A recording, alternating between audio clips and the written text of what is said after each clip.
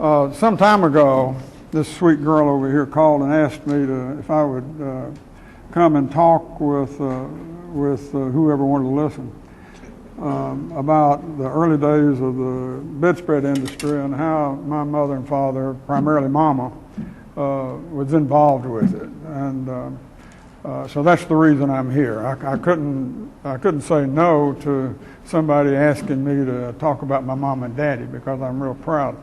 You know, I really feel like I'm the luckiest guy that's been around for a long time, having a mother and father like I had to raise me and guide me and challenge me to want to do as best I could, you know. Daddy, who was very successful, said the happiest day in his life would be if I could outdo him, you know. So I never would be able to do that, but it was a real challenge to get up and be involved with different businesses and starting different businesses and doing things. You know, to set the scene right so you can realize what happened in the beginning when they started the bedspread industry, you've got to realize what the atmosphere, the economy, and everything was around here. Back when Ms. Whitener and Mother and Dad and others came into it, Ms. Whitener, you know, she learned to do this bedspread business when she was a child. I think her grandmother or mother taught her, and then she kind of quit messing around with it and then started later, and then she found out she could sell those things, you know, and started getting people to help her make them, and she did a real good job getting the business started. And so many people, or a few people over the next few years, started doing what she was doing. But it was a hard time. This area was in a very tough depression right after World War I and on up until everybody seems to want to talk about the Great Depression. It was 29. Well, we were in a deep depression here from everything I ever heard back in the latter part of the second decade of 1900. And I mean, it was tough. Everybody was declaring bankruptcies were rampant, personal bankruptcies, business bankruptcies. Everything was really hurting. And here came Ms. Evans, you know, making bedspreads and selling them. So Mother and Dad had, before they got married, had started a couple of country stores or general stores. You know, you go in there and you could buy anything from cheese and eggs to a pair of pants or a coat or anything. It had just about everything in there. And I think it had gone along pretty well. Well, it was going along well, and then all of this depression was happening after the war, and people were coming by and saying they were going to declare personal bankruptcy. And I mean, it was a hard time, and Mother and Dad didn't want to declare bankruptcy with the store, so they were trying to figure out a way to pay the vendors and their suppliers. And they'd heard about Ms. Evans making and selling bedspreads. So Dad told Mother, said, honey, well, he thought Mama could do anything. You know, they'd only been married 3 or 4 years, and I think got married in 1915 or 16. And he was enamored with Mama, and she was a beautiful girl. I've seen a lot of her pictures, and she's pretty. And he told her, said, honey, said, I know you can sell them, and I can make them. And so Mother went over and asked Miss Whitener for Ms. Evans in, and said, you know, she wanted to get in the business, and she and Daddy, and she would ask her if she would give her some patterns. And she gave them to her, and so she took them back home, and in no time at all they had somebody making bedspreads for them. And Mother took off to, well, Mother was, talk about her just a little bit. She was one of 8 children. Her daddy was Dr. R.S. Bradley, Richard Smith Bradley, who was a country doctor. Worked out of Folsom over around Adairsville, and he was one of these doctors, that had a horse and buggy, and he made his calls around the doc. I don't think the patients came to him so much as he went to them. Conrad.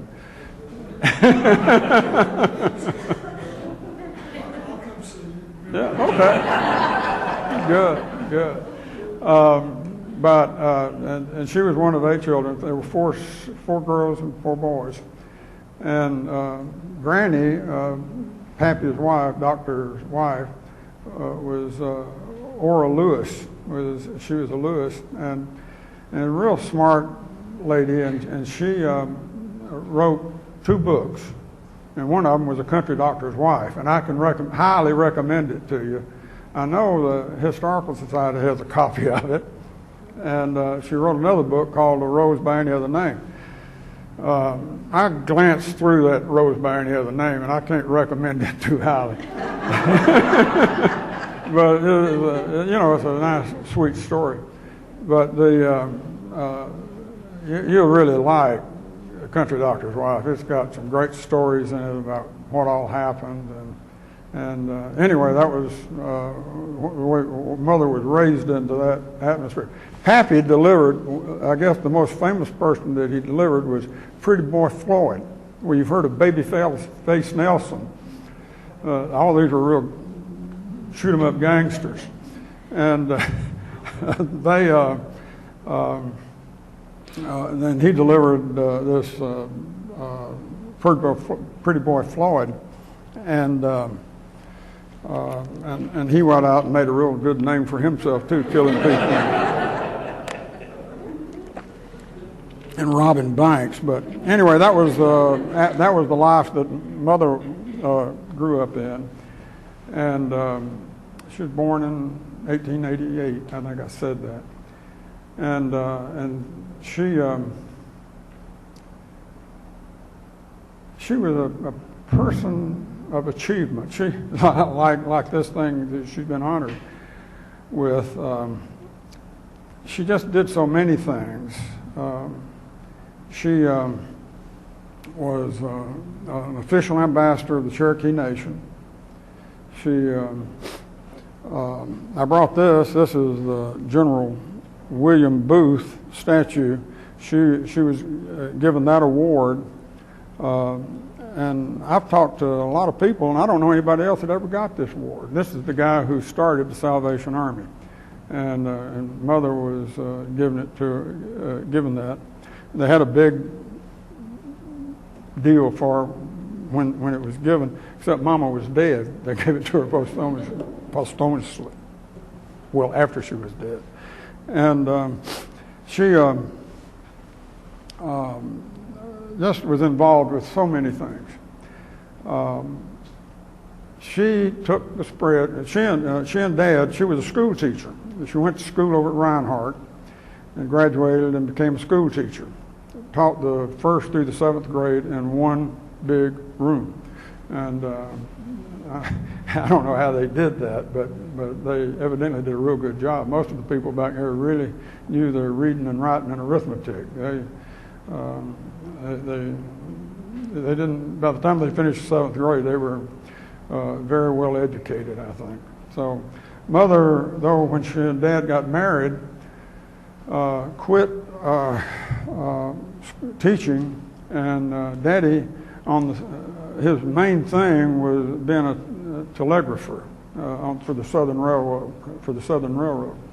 And he taught Mother how to do the Morse code and what the responsibilities were, and so she went down to Atlanta and had some tests and became a telegrapher also, and they worked together. There's some great stories about that going on, but they were working together, and so if you worked for the railroad, you could get a free pass anywhere you wanted to go on those railroads, and so the Southern Railway, you know, went all the way up the East Coast into New York, Washington, Philadelphia, and everywhere. So she got on the train with a bunch of samples after they got a few spreads made, and went to Washington first, and sold a bunch of spreads there. I think 200 or 300 spreads to big department stores. Back then were the place to go, to the linens and domestic departments,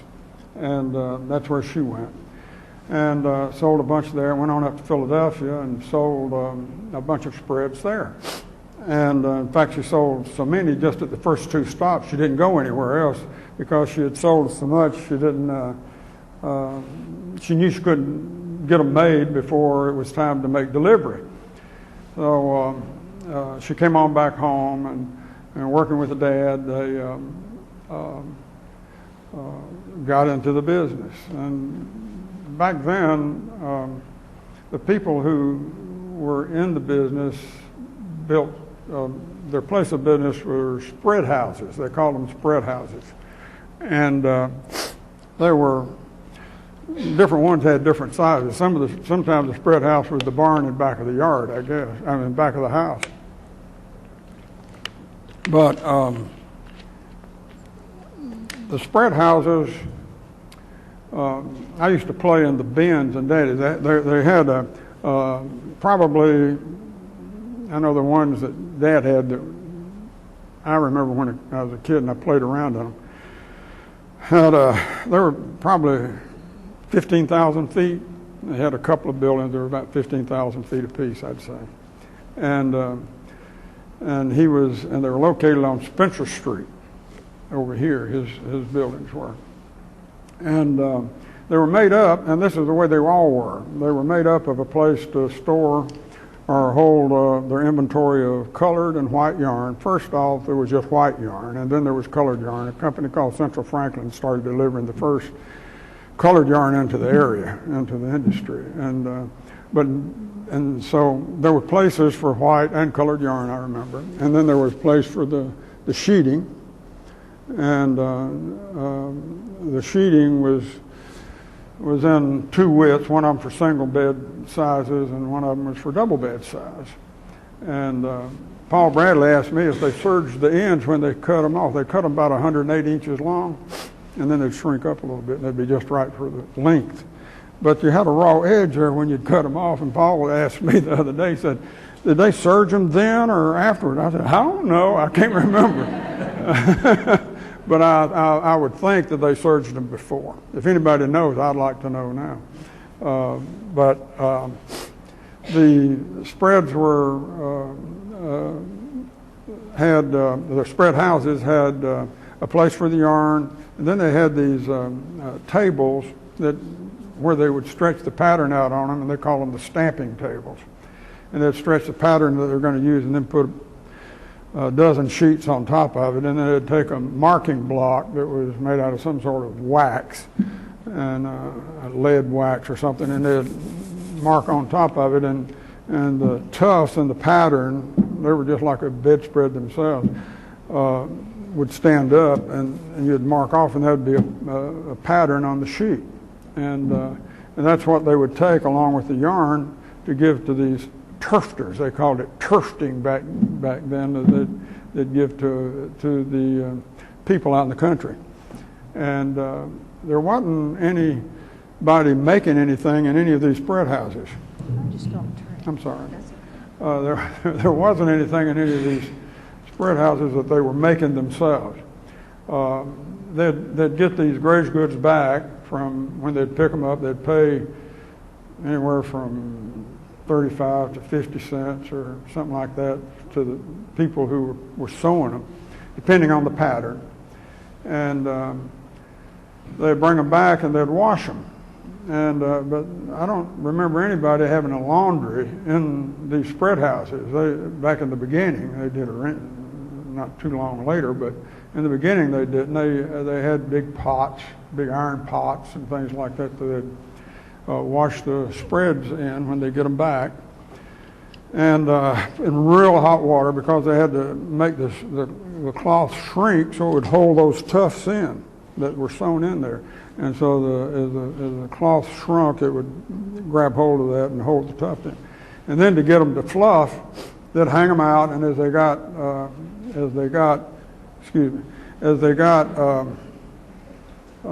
drier, they had these cane poles, and they'd go up there and take these cane poles as they were hanging on the side, and beat around on them, and brush them and everything, and it'd blow it all off, and fluff them up, and then all of a sudden it was a beautiful handmade candlewick bedspread.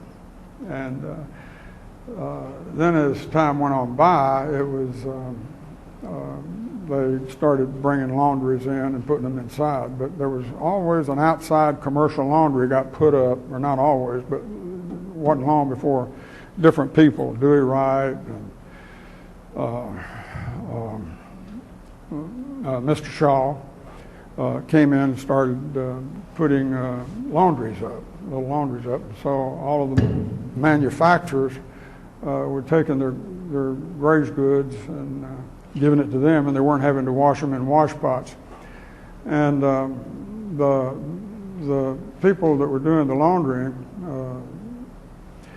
had a way to dry them too. They were really tumblers, they called them, where they were a rolling cage inside of a closed tin box, and a big fan on the side was blowing hot air through there, and it rotate, and as it rotated, hey Elizabeth, I didn't see you in front of me.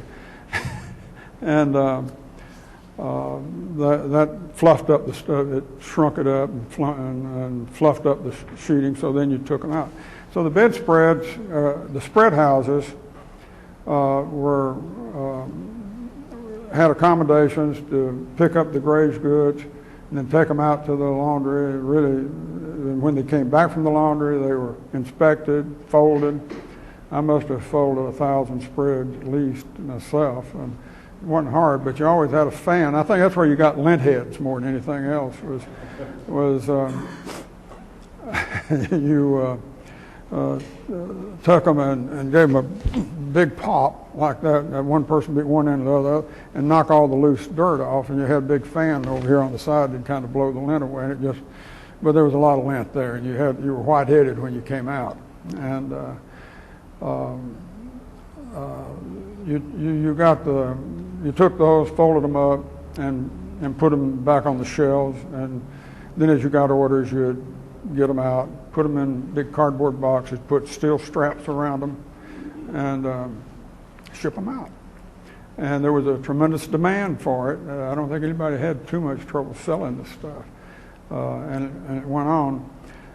As time went by, the people who were going out selling like Mother, most of the people found commissioned salesmen out in the bigger cities, larger cities, that would do the selling for them, and do a real good job. And most of them had these commissioned salesmen. The industry was candlewick, homemade, handmade bedspreads. Was a thing that was very entrepreneurial. I mean, they weren't creating things; they were copying things that were there and being able to sell it. But they go out and do something. I mean, do this thing, sit all the way through, ship it, make it, ship it, sell it. It was a big. Thinking back, I don't remember one family that had any experience in manufacturing that was in the bedspread business. They were all, it was just foreign to them. They had been doing something else.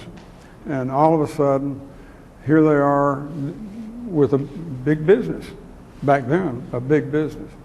And I think that's remarkable, that these people were entrepreneurial enough to get in there and grasp whatever it was and make it happen. And they did it themselves. Now, Daddy always told me the cheapest thing in the world is somebody else's brain. Hire them if you can get them and put them to work. And I've always thought that was best advice I ever got.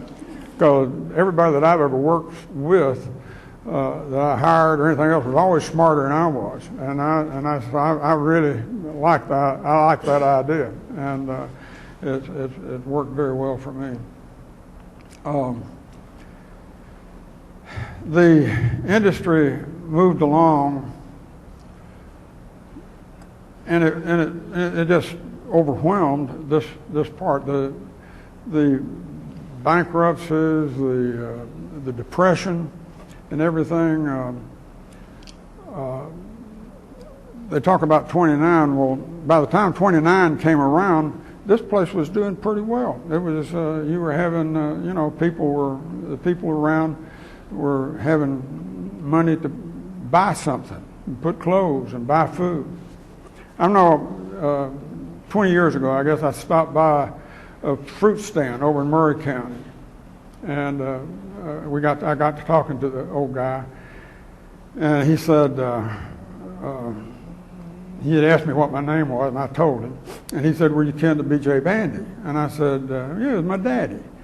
And he said, "Here, I want you to meet somebody." And he called his son over there, and he said, "This guy's daddy was responsible for putting the food and giving people food and putting clothes on their back for so many families around here." Now, that's something to think about, and that these daddy and mother were there, but there were a lot of others doing the same thing that were entrepreneurial enough to get in there and make it happen.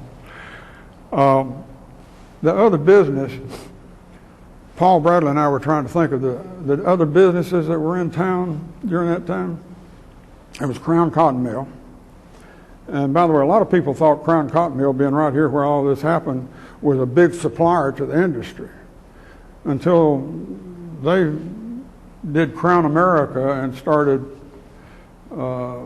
processing yarn and texturizing yarn. They didn't deliver a pound of anything to the industry.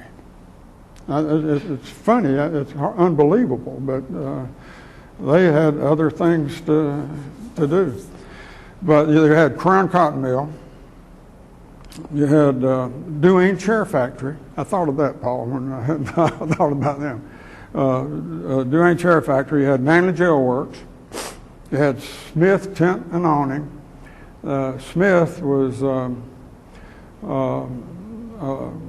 Lamar was Westcott's wife, Lulu Westcott. She was a Smith, and it was her family that had that Smith Tent and Awning. That interesting trivia, that you might like to know. But the handmade bedspread industry was, I don't know how they really marketed the stuff. Paul and I were talking that two of my aunts, and one of them was his mother, dressed up like, or put clothes on like a big bonnet and some older clothes, and went up to New York and Los Angeles and Chicago and Philadelphia, different cities, and people in stores that were buying bedspreads and the big department stores, and sat in the windows and tufted stuff, people come by and see them. So I don't know how they made it all work. But there's a zillion stories. Shorter College had, years ago, and maybe some of you went to some of the meetings that they had, and one of them, they had 3 or 4 different people representing 3 or 4 different families speaking. And they all had a different kick about what was going on. It was, what that family did as compared to what another family did, and everybody was doing their thing, but everybody was really copying the other guy. It was that's what was going on. And if something's successful, I'll guarantee you the smartest thing you can ever do is copy what the successful guy's doing. It works. And anyway.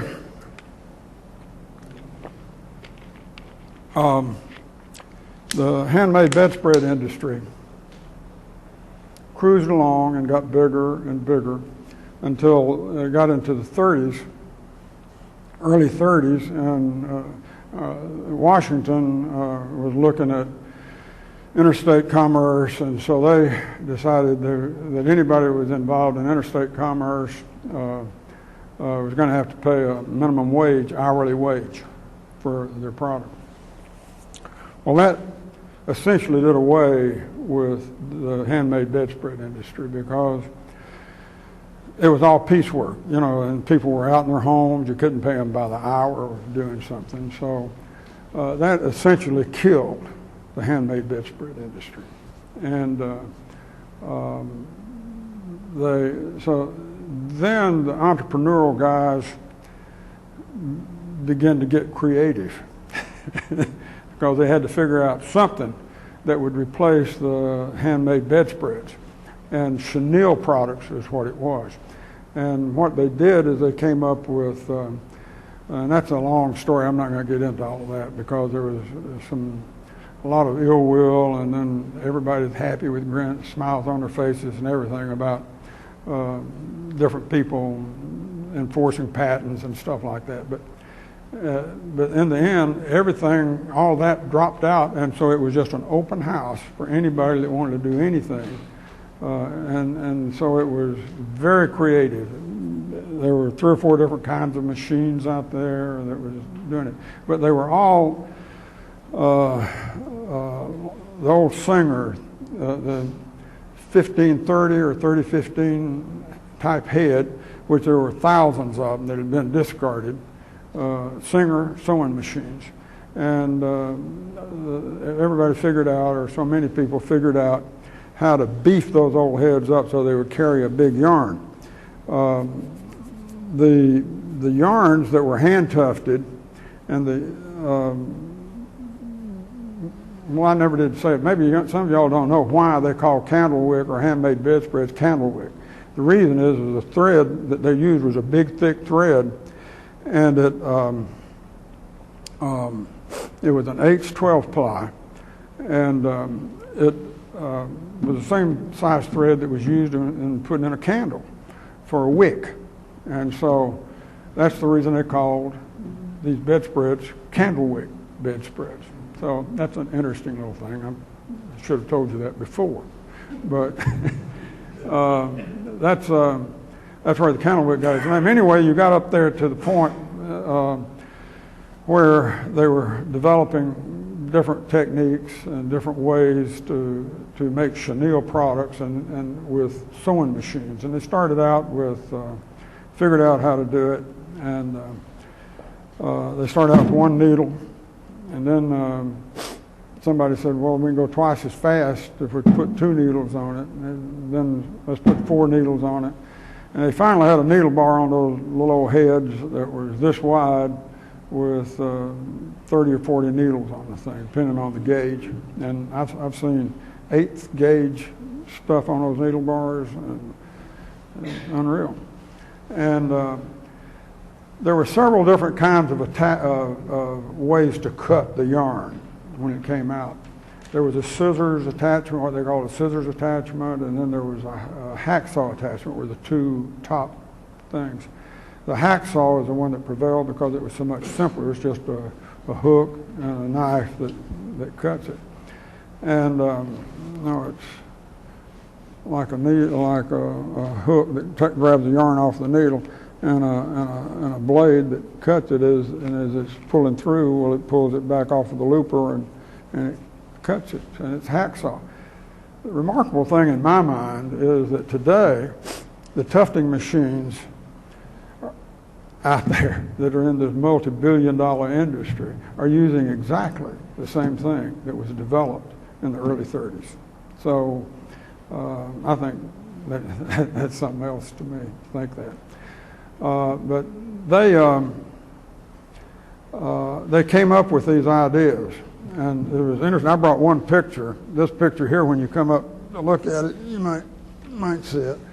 And this is a picture of all of these guys that were in the handmade business and were trying to convert and start chenille products, went up to Washington to say, look, we're going to hire people to come in, but we got to teach them, and we can't pay 32 cents an hour. And that's what was the minimum wage was when it came in. We can't pay 32 cents an hour. We've got to teach them, so we need to have some relief. And they did get relief. There was, I've forgotten what the time frame was, but it was like 6 months. For 6 months, they'd pay 15 cents an hour, and then to teach them, something. And then they had to pay the full minimum wage rate. But in this picture, this is a Candlewick bedspread code hearing, and this is when they were up there trying to get some relief. And here's Fred Westcott and Irvin Hurwitz and Gerhard Rauschenberg, Daddy, and Pete Lumpkin. Pete Lumpkin was the first president of the TTMA, the Tufted Textile Manufacturers Association. He wasn't in the business, but they needed somebody who was easygoing, and Pete was a good guy. And here's Tarver, Congressman Tarver, Judge Tarver, we all called him. Malcolm was his name. Malcolm Tarver, who was there, who arranged for him to be up there for it. So you might enjoy looking at that. The other is just a proclamation recognizing Dad as one of the leaders of the industry. I think, I've been talking for a while, and I've gotten you into where the chenille thing started. And if you go on into the chenille industry and then on up into the carpet, it'll take twice as long as we've already talked. So, and I think I was just asked to talk on the early days. But I'll open it up for some questions, yeah. What year did your mother make the first trip? Probably about 1920 or maybe 1919, right around in there, the last part. That goes way back. She, it was very interesting to listen to him talk about that when I was coming along. When the chenille industry came in, I was about 8 or 9 years old then, so I knew pretty well what was going on because so much stuff was being done in the home. I mean, they were talking about it all the time. And people coming in, talk. They'd have machine ideas and all that kind of stuff. So I was... Dad, the company that he and Mama started was called B.J. Bandy and Company. And then when the chenille business came in, and Dad did not think there were enough people working around here that could supply the industry. And so he built a plant in LJ and one in Rome, eventually built one in Cartersville. And then he bought a plant in Gastonia, North Carolina, called Boyce Cell Company. All of them under different names. Boyce Cell in Gastonia, Southern Crafts in Rome, J&C in LJ, and Bartow Textile in Cartersville. So, and Boyce Cell in Gastonia. A lot of talk about who started the industry first and who came up with this idea of tufting in the chenille business. I'm not talking about the handmade now, I'm talking about the chenille part when they did sewing machines. There was a guy in Gastonia and Dad bought his stuff in about 1935, I guess, 34, 35. And he had a whole bunch of patents. His name was Boyce. And Boyce, if you're familiar with anything in the textile business, there was an automatic knotter called the Boyce knotter. He was a great inventor. And he had machines up in Gastonia, and he was making rugs. He was making tufted rugs on those machines and selling them Sears and Roebuck in 1928. So anybody that says who did what or who started the industry, just let them think up whatever they want to. I don't care. I'm not arguing about who started. I just know when the patents were granted and when he was doing business. Anyway, Dad bought that business, and Boy Cell was a very successful operation. Any other questions? Conrad. Your brother-in-law, Joe McCutcheon, was one of the more creative entrepreneurial men at some point. I know he had a lot of patents. Oh, he had a bunch of patents. He probably held about 25 new patents. 25 patents. Speak about that just a little bit. Where he and Christine was more involved than a lot of people. Oh, yeah. Than a lot of people realize. But when did they really get into it? What point as far as Dad started that business over there in LJ, and about 36, I guess, about 35 or 36. And then Joe and Christine got married just shortly after that, and Joe was selling insurance and wanted to do something, and so he sent them up to Gastonia, and they worked up there for about a year and learned the business, and then came back and started working in LJ. And he gave that business to his children, to Christine and Dixie and Jack. And Joe and Christine ran it. Christine's 10 years older than I am. And she said, we'll run it for a while, Jack, and then you come over here and run it. You know? Well, that never happened. But Joe and Christine were there, and they were running that business, and it's called JNC. Talking about Christine being involved, Joe got this call one day from this irate guy and customer, and he said, "You've got to do something about that C.B. McCutcheon." Well, that was Christine, but she, you know, he said, she's a mean son of a gun. You can't get anything out of her.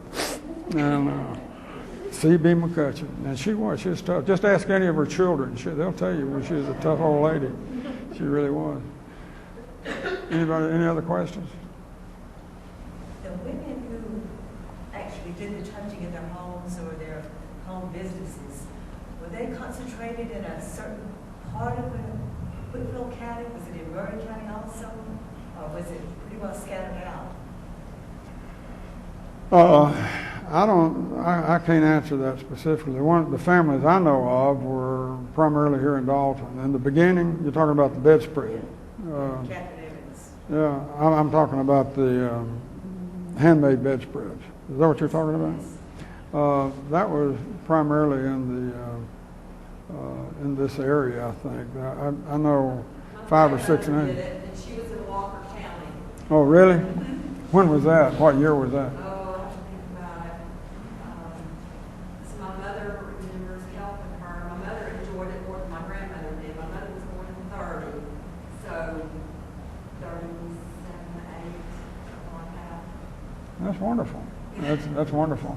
But that's what I was saying. When Shorter College came in and was inviting people to come in, you find out things that you never knew about that somebody else can bring to the Miss table. Mary Wood on the west side of the county took them all over the area. My mother and grandmother used to sit at night every night. So, Well, the woods were right in there. I remember Daddy told me to go sell some yarn that he wasn't using. I'd asked him for some money, and I guess he told me he knew how I could get it if I wanted to work for it. And I went over there and sold them a whole bunch of yarn that I she picked up. started a little spread house with one needle machines as soon as they came out. There at Rocket Face.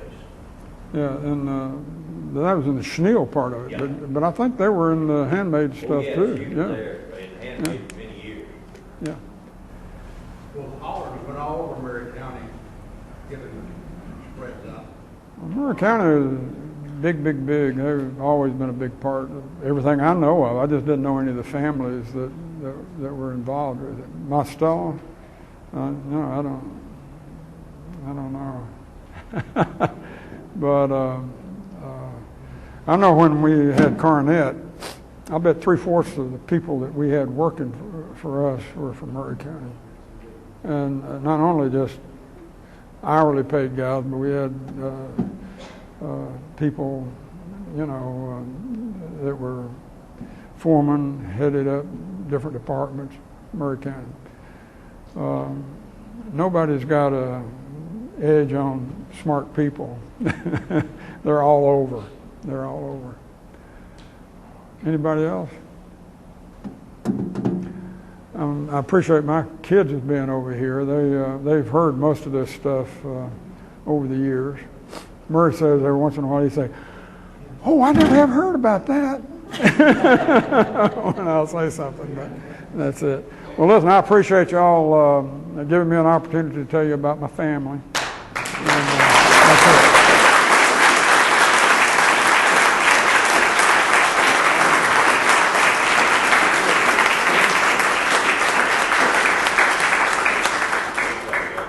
This has been a real treat. Jack, we appreciate you so much. We're going to be adjourned so you can talk to Jack some more, and also Shelley Siebert with Georgia Women of Achievement will be around if you have any questions about that. Thank you all for coming.